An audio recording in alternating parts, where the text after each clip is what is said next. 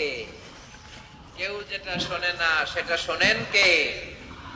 এর নাম হচ্ছে লাআল্লাকুম তাত্তাকুন, যাতে করে তোমরা আল্লাহ সচেতন হতে পারো, আল্লাহ ভীরু হতে পারো।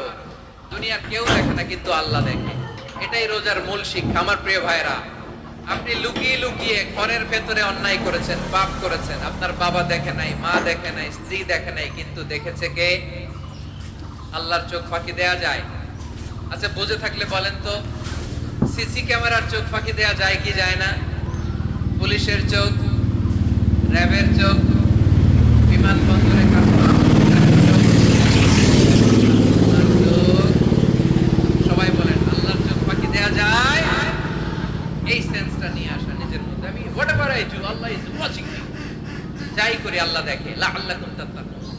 রমাদানের রোজা, ইফতারি, সিয়াম, ইবাদত সব কিছুর মধ্য দিয়ে আপনাকে খেয়াল করতে হবে যে লাআল্লাকুম তাত্তাকুন এই স্ট্যান্ডার্ড এটা অ্যাচিভ হচ্ছে কিনা আমাদের, যাতে করে তোমরা মুত্তাকি হতে পারো, আল্লাহ ভীরু হতে পারো। তাকওয়া, এটা হচ্ছে the essence of Islam. What is তাকওয়া? তাকওয়া মানে কি? তাকওয়ার সংজ্ঞা অনেকে অনেক ভাবে দিয়েছেন। আমি সরাসরি সাহাবাদের কাছ থেকে একটা সংজ্ঞা আপনাদের শোনাচ্ছি।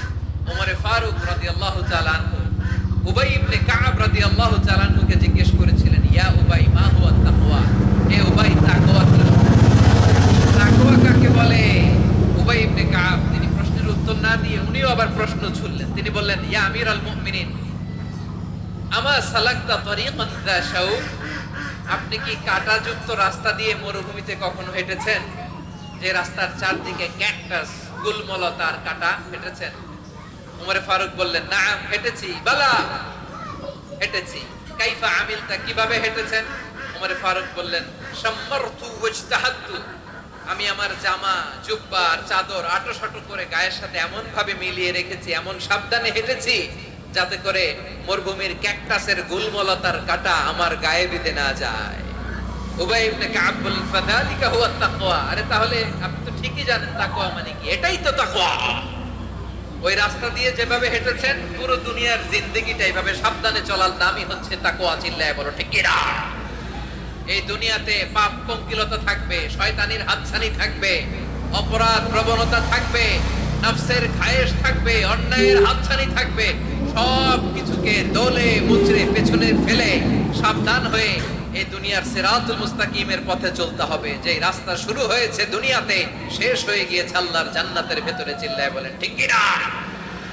আমার প্রিয় চাঁপাইনবাবগঞ্জের ভাইরা, এটার নামই তাকওয়া।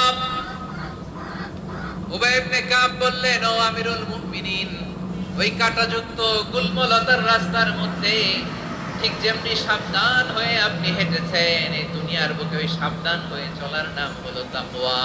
সুবহানাল্লাহ। তাহলে তাকওয়া কারে বলে? আমার চাঁপাইনবাবগঞ্জের কলিজার টুকরা ভাইরা, বুঝতে পারছেন?